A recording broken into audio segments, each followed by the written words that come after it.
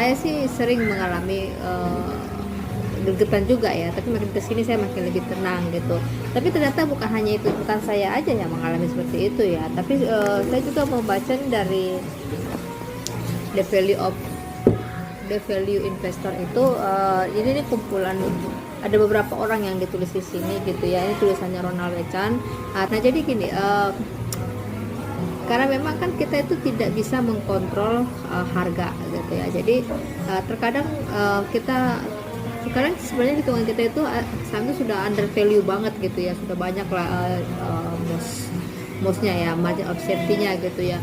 Cuman kenapa nggak naik-naik juga ya gitu kan. Kemudian juga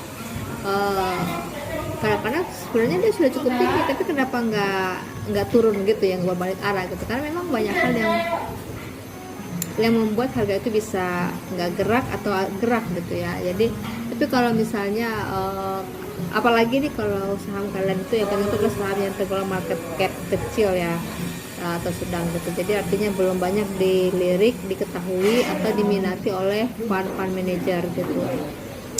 Nah jadi solusinya apa dong untuk mengatasi hal itu gitu ya. Kalau saya sih ya nggak usah tunggu sampai terlalu tinggi juga ya apanya profitnya gitu ya, apalagi sekarang ini di era yang uncertainty itu, ketidakpastian sangat tinggi ya. Perang di Middle East ya sangat mempengaruhi sektor energi. Nah kalau sektor energi sangat terpengaruh, berarti kan yang lainnya kan terpengaruh, yang untuk manufaktur, untuk apa gitu ya. Kalau semuanya tinggi kan jadinya harus biaya-biayanya menjadi semakin tinggi seperti itu ya. Kalaupun tidak dinaikkan oleh pemerintah, berarti beban negara itu akan nambah-nambah lagi, sehingga